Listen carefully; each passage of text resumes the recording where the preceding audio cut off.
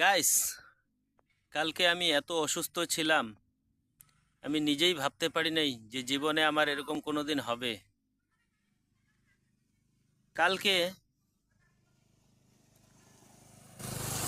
আমার যা সিচুয়েশন ছিল, আমি তো ভাবে নিয়েছিলাম যে আমার বোধহয় টিকিট হয়েই গেছে। কিন্তু যাক, ভাগ্যক্রমে বেঁচে গেছি। কালকে আমার ডায়রিয়া হয়ে গেছিল, পায়খানা বমি, পায়খানায় বসছি, পায়খানাও হচ্ছে মুখ দিয়ে, বমিও হচ্ছে।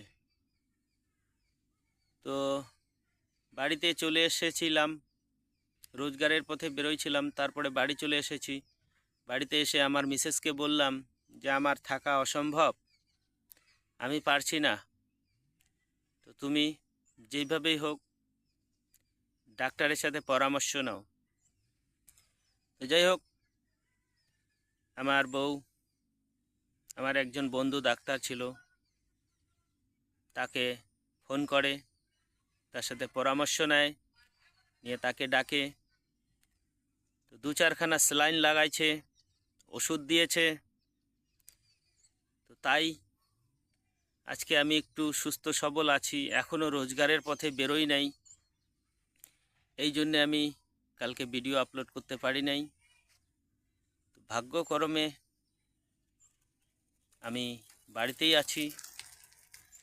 তো আপনারা এই ফাঁদে যদি না পড়েন, তো বন্ধুরা আপনাদেরকে আমার তরফ থেকে একটা আবেদন থাকবে, এই মাছ মাংসর থেকে, এই যে চালানি মাছ যে বরফবন্দি হয়ে আসতেছে, এই সব মাছের জন্যে আপনারা একটু লাগাম লাগান। এই মাছে অতিরিক্তভাবে রাসায়নিক প্রয়োগ করা হচ্ছে, এই মাছ মাংস খাওয়াতেই এই সব হয়ে যাচ্ছে। কালকে শুধু আমার নয়, অনেক কয়জনকার, আমাদের এই লাটাগুড়ি ক্রান্তিমোড় গোলাবাড়িতে অনেক কয়জনকার ডায়রিয়া হয়ে গেছে। তা আমার তো নিজের হয়েছে দেখে আজকে আপনাদের সামনে আমি ভিডিও একখানা পেশ করছি, কিন্তু বাকিরা ডাক্তারের সাথে পরামর্শ নিয়ে সুস্থ সবল আছে। তো তাই আমি বলছি তোমাদেরকে, মাছ মাংসর থেকে লাগাম রাখো।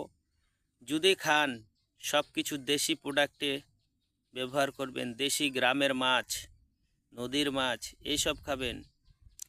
বরফবন্দি মাছ খাবেন না, এইসবের জন্যেই ফুড পয়জন হয়ে যাচ্ছে। আমি তো ভেবে নিয়েছিলাম যে আমার মনে হয় ঘোরার কোনো চান্সই থাকবে না, কিন্তু আপনাদের টান আছে, এই আপনাদের ভালোবাসার টানে আর এই ডাক্তারের অটুট চেষ্টায় আজকে আমি ঘুরে এসে আপনাদের সামনে ভিডিও রাখছি। কালকে আমি নিজেও বলতে পারবো না যে 50 থেকে 60 বার বমি আর পায়খানা হয়ে গেছে। তো এই পরিস্থিতিতে মানুষ কি কোনোদিন বেঁচে থাকতে পারে? কিন্তু যাই হোক বন্ধু, যার কেউ নাই তার ভগবান আছে, এই জন্যেই আমি ঘুরে এসেছি। তো আর আপনাদেরকে যেটুকু পরামর্শ দিলাম আপনারা একটু ফোকাস রাখবেন। যাই হোক, ভিডিওটা আর বেশি দীর্ঘায়িত করলাম না।